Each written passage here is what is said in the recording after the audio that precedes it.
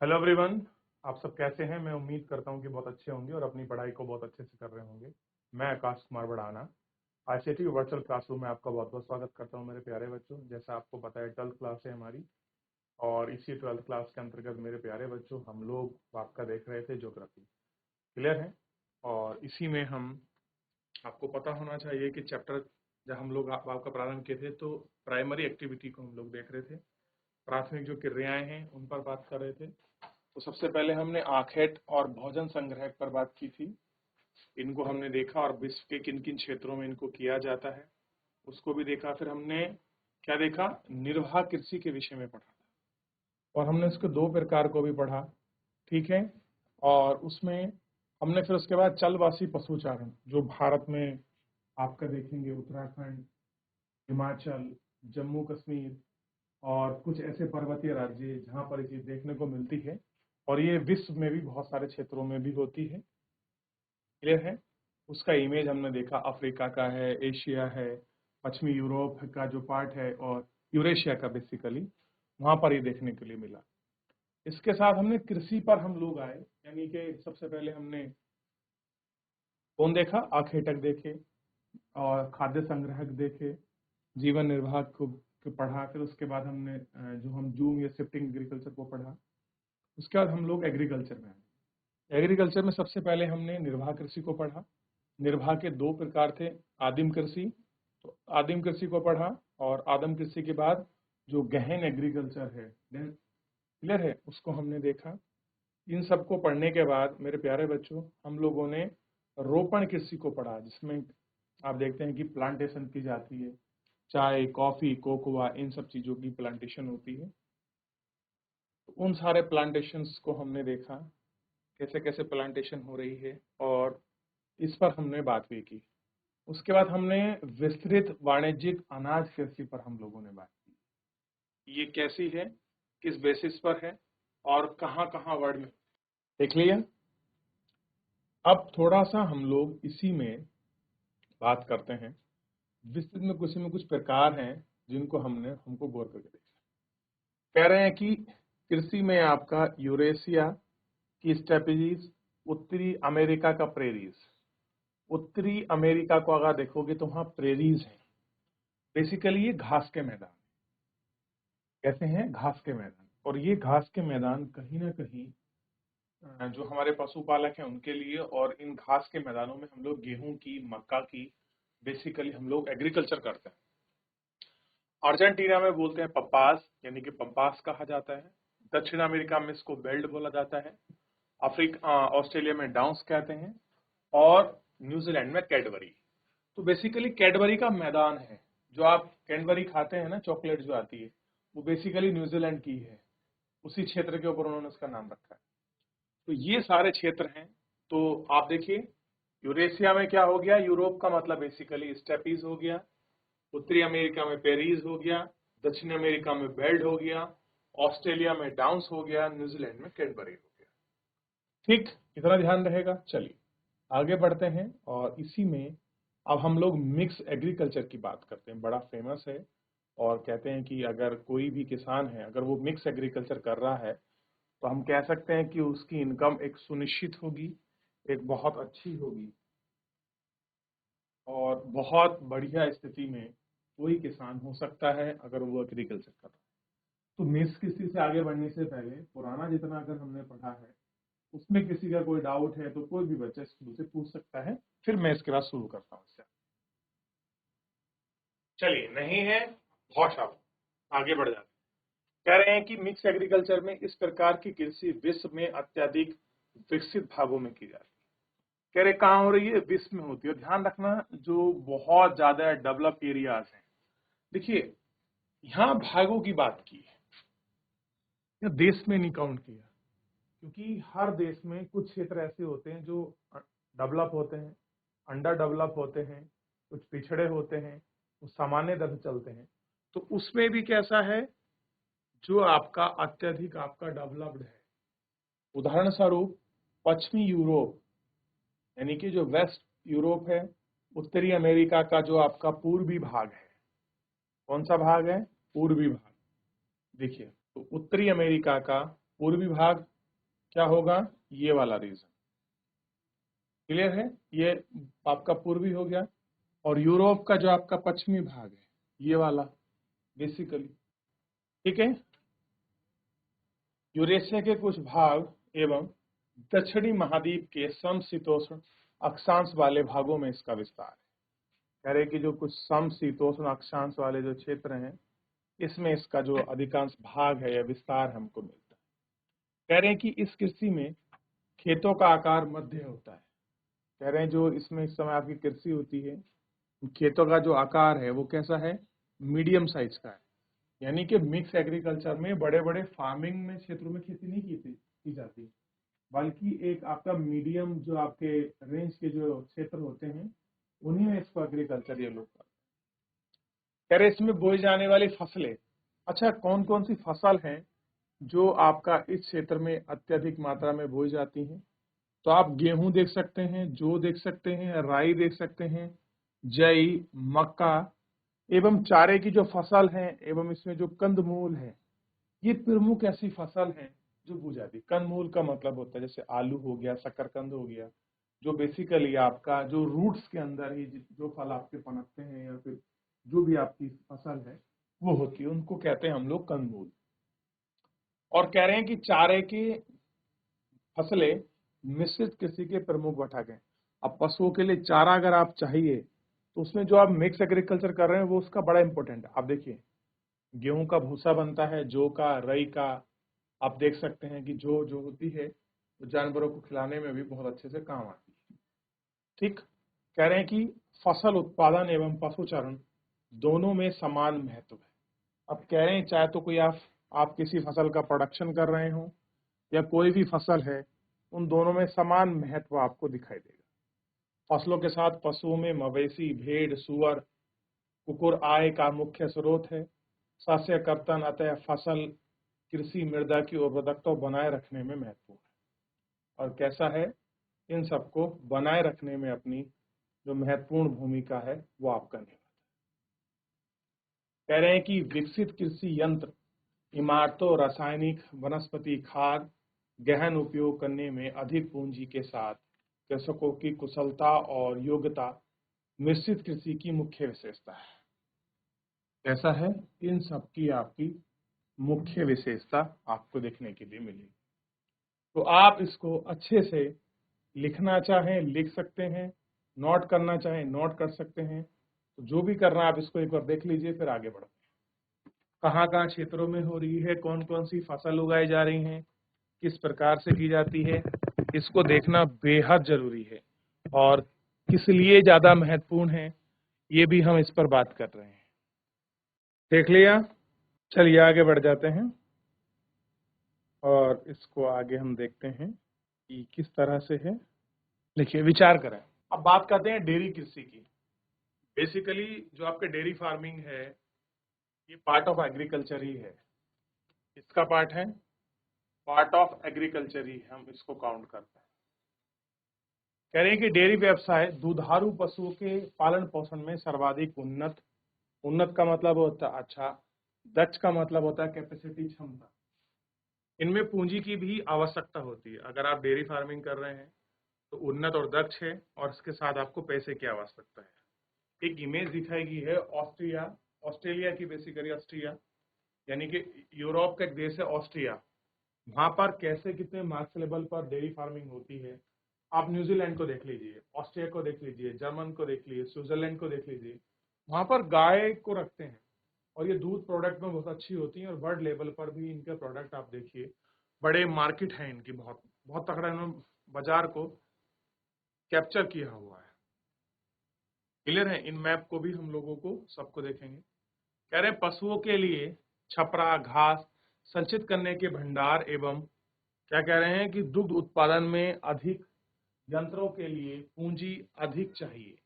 अगर आपको, अब देखिए जहां आप अपना पशु रखोगे उसके लिए एक हाउस भी बनाओगे, उनको चारे की व्यवस्था भी करोगे, उनका भंडारण करोगे। दूध उत्पादन जब बड़ी मात्रा में होगा तो आपको यंत्रों के यानी कि मशीनरीज की हेल्प चाहिए, और जाहिर सी बात है कि मशीन के लिए पैसा चाहिए। ठीक है, और जो आपके पशुओं का जो स्वास्थ्य है जो बेसिकली वेटनरी डॉक्टर होते हैं वो लोग उनके हेल्थ के ऊपर काम करते हैं। तो इसमें आपका जो आपका प्रजनन है और पशु चिकित्सा पर भी अधिक ध्यान दिया जाता है। केवल आप ये नहीं कह सकते कि मैंने एक हाउस बना दिया पोली हाउस टाइप में और उसके साथ मैंने पशुचारण कर लिया और इन सब को हमने इसमें देखा। गहन श्रम की आवश्यकता होती है।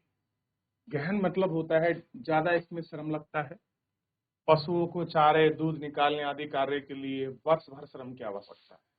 सबसे बड़ी बात है इसमें वर्ष भर क्या बल्कि आपका 24 आवर्स के लिए इसमें काम करने के लिए चाहिए। सुबह दूध निकालना है, दोपहर को निकालना है। बहुत सी जगह जो गाय है वो आपका 3 टाइम दूध देती हैं, लेकिन कुछ आपका 2 टाइम भी दूध देती हैं। तो ऐसे में समस्या होती है कि कैसे उनका दूध निकाला जाए। क्लियर है? तो ये फैक्टर भी एक रोल प्ले करता है, क्योंकि फसलों की तरह ही इनमें कोई अंतराल नहीं होता, इसमें श्रम की आवश्यकता ना हो। आप कह रहे हैं कि जब एक फसल आपने बो दी तो उसे बड़ा होने में, ग्रोथ होने में थोड़ी समय लगता है, तो आपको क्या मिलता है? बेसिकली एक टाइम गैप मिल जाता है। लेकिन अगर आप डेयरी फार्मिंग कर रहे हैं तो आपको टाइम गैप नहीं मिलेगा। डेयरी कृषि का कार्य नगरीय एवं औद्योगिक केंद्रों के समीप किया जाता है, क्योंकि ये क्षेत्र ताजा दूध तथा अन्य डेयरी उत्पाद के अच्छे बाजार होते हैं। वर्तमान समय में विकसित यातायात के साधन, प्रशिक्षकों का उपयोग, प्रस्तुतीकरण की सुविधा के कारण डेयरी उत्पाद को अधिक समय तक रखा जा सकता है। और कह रहे हैं कि लंबे समय तक आप इनको बहुत अच्छे से रख सकते हो, आप इनको देख सकते हो। ठीक, इसको डेयरी उत्पाद कह रहे हैं। वाणिज्यिक डेयरी कृषि की 3 प्रमुख क्षेत्र है। कह रहे हैं कि अगर आप कमर्शियल डेयरी एग्रीकल्चर कर रहे हैं तो 3 प्रमुख उसके क्षेत्र हैं। सबसे बड़ा क्षेत्र प्रदेश है उत्तरी पश्चिमी यूरोप का। तो जो उत्तरी पश्चिमी यूरोप है, ये मान लीजिए ये यूरोप हो जाए, एक तो ये वाला रीजन और ये वाला रीजन, ये बेसिकली इतना क्षेत्र इसका यूरोप में, अभी दिखाऊंगा। दूसरा है कनाडा और तीसरा है न्यूजीलैंड, क्योंकि जो कनाडा है वो कहाँ है? वो आपका नॉर्थ अमेरिका का उत्तरी हिस्सा है, ये वाला क्षेत्र है। और तीसरा है न्यूजीलैंड और दक्षिण पूर्व ऑस्ट्रेलिया और तस्मानिया। आइए सबसे पहले इन क्षेत्रों को हम लोग देखते हैं। अगर आप देखिए, ये नीचे हो गया अमेरिका, जिसको हम यूएसए कहते हैं, ये है कनाडा। क्लियर है? तो इस वाले रीजन में भी डेयरी फार्मिंग हो रहा है। और ये कुछ अर्जेंटीना, चिली वगैरह का जो पार्ट है यहाँ भी आप देख सकते हैं। और अफ्रीका का जो साउथ अफ्रीका कॉन्टिनेंटल है, सबसे अच्छी बेल्ट मिलती है ये वाली। कौन सी है? उत्तरी पश्चिमी यूरोप की जो बेल्ट है, इस बेल्ट में सबसे ज्यादा क्या होता है? आपका डेयरी होती है, डेयरी फार्मिंग मिलता है। इसके बाद अगर कहीं मिलेगा तो ये आपका न्यूजीलैंड और तस्मान वाला जो पार्ट है, इस क्षेत्र में भी बहुत बड़े मात्रा में ये चीज होती है। न्यूजीलैंड तो फेमस है, ऐसे बोलते हैं कि न्यूजीलैंड में तो मक्खन के पहाड़ है। पहाड़ का मतलब है कि वहां पर दूध प्रोडक्शन बहुत अच्छा है और उसमें जो आपका मक्खन का परसेंटेज है, जिसको आप कहते हैं बटर, उसका बहुत अच्छा कंटेंट मिलता है और ये लोग बेचते भी हैं। देख रहे हैं?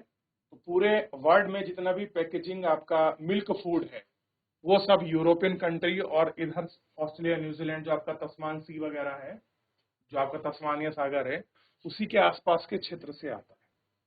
क्लियर है? और एक बहुत बड़ा बाजार है जो आपको यहाँ इसमें दिखाई देगा। इसके बाद आप पहले इसको देख लीजिए, फिर इसके बाद हम लोग बात करेंगे भूमध्य सागरीय कृषि पर। बड़ी इंपॉर्टेंट है, बड़ी महत्व भी रखती है। तो एक बार इसको देख लीजिए, फिर आगे बढ़ेंगे। देख लिया? चलिए, अब है भूमध्य कृषि, भूमध्य सागरीय कृषि को आप अगर देखोगे, इसको मेडिटेरियन एग्रीकल्चर कहते हैं। बड़ी इंपॉर्टेंट है। बेसिकली यहाँ पर आपके जो फल वगैरह हैं वो ही आपका उगाया। देखिए, कह रहे भूमध्य सागरीय कृषि की अति विशिष्ट प्रकार की कृषि कैसी है? अति विशिष्ट प्रकार की, यानी कि यूनिक किस्म की एग्रीकल्चर है। और इसका विस्तार कहाँ है? भूमध्य सागर के समीप है, जो आपका दक्षिण पूर्व यूरोप से अफ्रीका के ट्यूनेशिया एटलस सागर तक फैला है। दक्षिणी कैलिफोर्निया, मध्यवर्ती चिली यानी कि जो मिडल चिली है, दक्षिणी अफ्रीका और दक्षिणी पश्चिमी भाग ऑस्ट्रेलिया, दक्षिणी अमेरिका के कुछ भाग में है। खट्टे फल की आपूर्ति करने में यह महत्वपूर्ण है। कह रहे हैं कि अंगूर की कृषि भूमध्य सागर क्षेत्र की विशेषता है। इस क्षेत्र में कई देशों के अच्छे किस्म के अंगूर की गुणवत्ता वाली मदिरा का उत्पादन किया जाता है। आप देखते हैं कि यहाँ पर बेसिकली क्या होता है, जो मेडिटेरियन क्लाइमेट है, ये भूमध्य क्षेत्र वाली है। यहाँ पर क्या है, जो एक विशेष प्रकार की हवा भी चलती है, तो उसमें जो रस कंटेंट है फलों में, वो आपका नॉर्मल आपका क्लाइमेट से ज्यादा होता है। और जब आपका रस कंटेंट ज्यादा होगा, मान लीजिए अंगूर में एक रस कंटेंट इतना है, लेकिन वो लॉन्ग ड्रेवल चलकर वहां पर हवा चल थोड़ा सा मोटा हो जाता है, उसमें जो रस परसेंटेज है, कंटेंट है, वो ज्यादा है। तो इस तरह से क्या होगा, जितने भी वो मेडिटेरियन क्लाइमेट जहां पर भी है, ये आपका जितने भी हमारे कॉन्टिनेंटल हैं उनके पश्चिमी भागों में खासकर मिलती है। और ऐसा पूरे बात प्रॉपर में नहीं मिलती, लेकिन किसी किसी जगह मिलती है। तो वहां पर क्या होता है, ये लोग आपको फलों की खेती करते हैं। तो उसी फलों की खेती से ये लोग क्या बनाते हैं, वाइन बनाते हैं, अच्छी किस्म की मदिरा बनाते हैं। आपने सुना होगा कि अंगूर से और जो आपका संतरा वगैरह है, इनसे क्या बनती है, आपका मदिरा बनती है, अल्कोहल बनता है बेसिकली। कह रहे हैं कि निम्न श्रेणी के अंगूर को सुखाकर मुनक्खा बना जाता है। अब आप जो अंगूर खाते हैं, उसका जो लोएस्ट फॉर्म है, उसका क्या बनता है, मुनक्का और किशमिश। मुनक्का थोड़ा सा बड़ा होता है, किशमिश थोड़ी सी छोटी होती है। तो ये वेरिएंट है मुनक्का और किशमिश का। है क्या, अंगूर ही है। अंगूर को जब हम लोग आपका ड्राई कर लेते हैं, उनको सुखा लेते हैं, तो मुनक्का में थोड़ा सा आपका लिसलिसा सा हो गया है, किशमिश आपकी ड्राई होती है। और ये क्या है, इसका निम्न श्रेणी के अंगूर है, हाई क्वालिटी के अंगूर हम लोग नहीं खाते। ये कैसा है, ये लोएस्ट फॉर्म है। और कह रहे हैं कि अंजीर एवं जैतून का भी उत्पादन किया जाता है। आप अंजीर देखते हैं, इस तरह से गोल छल्ला सा आता है, उसको अंजीर होता है, आप खाइएगा, बड़ी हेल्पफुल होती है। और जैतून का तेल होता है, जो हमारी बॉडी के लिए बड़ा हम मतलब बेनिफिशियल है। कह रहे हैं कि शीत ऋतु में यूरोप एवं संयुक्त राज्य अमेरिका में फैले सब्जी और फलों की मांग होती है, तो इसी क्षेत्र से पूर्ति होती है। तो जो बेसिकली मेडिटेरियन क्लाइमेट है, वो आपका फलों के लिए और सब्जी के लिए बहुत फेवरेबल कंडीशन जो है वो आपकी पैदा करता है। अब ये देखिए, खेत दिखाया है, स्विट्जरलैंड में अंगूर का बाग है। तो स्विट्जरलैंड में क्या होता है, अंगूर। और आपने बहुत सारी मूवीज में ये बड़े बड़े फार्म, बड़े बड़े लैंड आपने देखे होंगे। देख लिया, तो यहां तक कोई डाउट, कोई क्वेरी किसी की? देख लिया इतना? चलिए, कोई डाउट, कोई क्वेरी? अब आगे बढ़ते हैं। इसी में बाजार के लिए सब्जी और उद्यान। चलिए, और आप देखेंगे जो ये आपका कजाकिस्तान वाला क्षेत्र है, अफगानिस्तान है, यहाँ पर क्या होता है, आप देखेंगे जितने भी आपके सूखे मेवे मिलते हैं, जैसे अंजीर हो गया, ये ड्राई फ्रूट वगैरह हो गई, ये सब कहाँ से आते हैं, इसी क्षेत्र से तो आते हैं। अब देखिए, मैं आपको थोड़ी कंडीशन दिखा देता हूँ, शायद भूमध्य सागर वाला इसमें रीजन हो। तो ये वाला रीजन देख रहे हैं आप, ये वाला बेसिकली, ये रीजन में और इस पूरे रीजन में चीजें हो, ठीक है। अब देखिए, इस प्रकार की कृषि में अधिक मुद्रा मिलने वाली फसल जैसे सब्जी, फल, पुष्प आदि लगाए जाते हैं, जिनकी मांग आपका नगरीय क्षेत्रों में होती है। इस प्रकार कृषि का आकार छोटा होता है।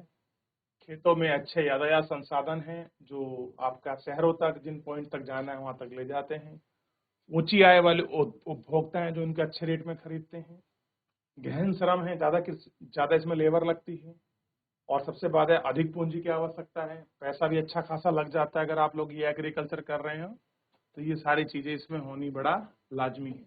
और कह रहे हैं कि इसके अलावा सिंचाई, उर्वरक, अच्छी किस्म के बीज, कीटनाशक और आपका हरित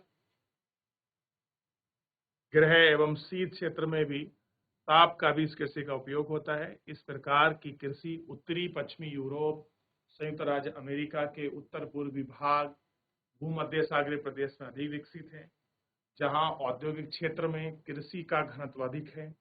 नीदरलैंड पुष्प उत्पादन में विशेष कर रखता है। यह बागानी फसल विशेष, आपका ट्यूबेल, एक फिर ट्यूलिप। अरे ये बड़ा फेमस आपका फूल है ट्यूलिप का, एक प्रकार का फूल है। ये पूरे यूरोप के शहरों में भेजा जाता है। जिन प्रदेशों में कृषि केवल सब्जी पैदा करता है वहां पर आपको ट्रक कृषि का नाम दिया जाता है। यानी कि जिन प्रदेशों में इस क्षेत्र में केवल सब्जी होती है उसको बोलते हैं ट्रक फार्मिंग। ट्रक फार्मिंग का मतलब है कि प्रोडक्शन इतने बड़े मार्क्स लेवल पर होता है कि वहाँ ट्रकों से वो आपका सामान जाता है, तो उसका नाम रख दिया आपका ट्रक फार्मिंग, उसको कर दिया गया। बेसिकली जो हम लोग सब्जी वगैरह उगाते हैं आपका वेजिटेबल, उसी की कृषि का पार्ट है। ट्रक फार्मिंग बाजार की दूरी की मध्य दूरी एक रात भर में तय करता है, उसी आधार पर इसका नाम इसको ट्रक फार्मिंग रख दिया। क्या है? बाजार की मध्य दूरी जो एक रात में तय करता है, इसी वजह से इसका नाम क्या रख दिया गया? तो आपका ट्रक फार्मिंग रख दिया गया। क्लियर है? तो कोई आपसे पूछ ले कि ट्रक फार्मिंग क्या है, तो आप उसको बता सकते हैं कि ट्रक फार्मिंग इस तरह से सब्जी के प्रोडक्शन को है जो एक ही रात में मार्क्स लेवल पर जो है सिटी पॉइंट में पहुंचा देता है। दूसरा, इसमें थोड़ा सा आगे बढ़ेंगे चीजें समझ आएंगी। कह रहे कि पश्चिमी यूरोप, तो पश्चिमी यूरोप का आपको पता लग गया कि यूरोप का ये वाली बेल्ट, ठीक है, बेसिकली जिसकी हम बात कर रहे हैं। तो पश्चिमी यूरोप एवं उत्तरी अमेरिका के औद्योगिक क्षेत्र में उद्यान कृषि के अलावा कारखाना, इसमें पशुधन पाला जाता है, विशेषकर गाय, बैल, कुकर यानी कि जो मुर्गे हैं होते हैं उनको पालते हैं, और बड़े बड़े कारखाने बनाए जाते हैं और उनको वहां भेजा जाता है। आप देखते हैं कि गाय को, बैलों को, सुअर को बहुत बड़ी मात्रा में पाला जाता है, और यूएस के अंदर सुअर बड़ा फेमस है क्योंकि वो उसको बड़ा ज्यादा पसंद करते हैं। वहाँ जो अलग अलग कल्चर है आप देखेंगे, कुछ ऐसे क्षेत्र हैं जहां पर आपका बर्फ बहुत ज्यादा रहती है, तो उनको सब्जी वगैरह प्राप्त नहीं होती, तो वो मीट से ही, जो मांस है उससे ही अपना फूड फूड चेन चलती है। आगे देखिए, उन बीमारियों का ध्यान भी रखा जाता है जिन्हें भवन निर्माण, यंत्र खरीदने, प्रकाश एवं ताप की व्यवस्था रखने, पशु चिकित्सा में बहुत अधिक धन की आवश्यकता होती है। और अच्छी नस्ल का चुनाव, प्रजनन की तैयारी, कुकुर विधि एवं पशुपालन के लिए महत्वपूर्ण लक्षण हैं। कैसा है? कुकुर पालन और पशुपालन के लिए ये महत्वपूर्ण लक्षण है। कृषि पालन करने वाले संगठनों के आधार पर भी कृषि के प्रकार का वर्गीकरण किया जाता है। कृषि संगठन कृषि के खेतों पर अपना अधिकार एवं उस पर सरकारी नीति जो कृषि में सहायक होती है से प्रभावित होती है। क्या होती है? ये सब उनसे आपका प्रभावित होती है। तो ये पार्ट है कृषि का। अब एक पार्ट और बचा है जिसको कहते हैं हम लोग सहकारी कृषि, और ये बड़ी फेमस है सहकारी कृषि। क्लियर है? कोऑपरेटिव एग्रीकल्चर बोलते हैं इसको। अगर कोई आपसे पूछता है तो क्या बोलते हैं इसको हम लोग? कोऑपरेटिव एग्रीकल्चर कहते हैं। चलिए, तो एक बार जितना पढ़ा है यहाँ से बढ़ने से पहले थोड़ा सा इसको देख लीजिए कैसे है। ट्रक फार्मिंग का क्या मतलब है? नगरों के समीप आपने देखा होगा जितनी भी सिटीज हैं उनके पास पड़ोस के जो गांव एरियाज होते हैं वहां पर आपका वेजिटेबल का प्रोडक्शन ज्यादा किया जाता है। यहाँ तक कोई डाउट? चलिए, एक बार ये देख लीजिए कौन कौन क्षेत्र में हो रही है आपकी डेयरी कृषि, इसको देखिए। चलिए, तो फिलहाल आज हम लोग इसमें इतना ही रखते हैं। सहकारी कृषि जो है इस पर हम लोग कल अच्छे से आपकी चर्चा करेंगे और बात भी करेंगे। मेरे प्यारे बच्चों, फिलहाल आज के लिए इतना ही। मिलते हैं नेक्स्ट लेक्चर में, तब तक आप पढ़िए, रिवीजन करिए। कोई डाउट है तो मुझसे पूछिए। धन्यवाद।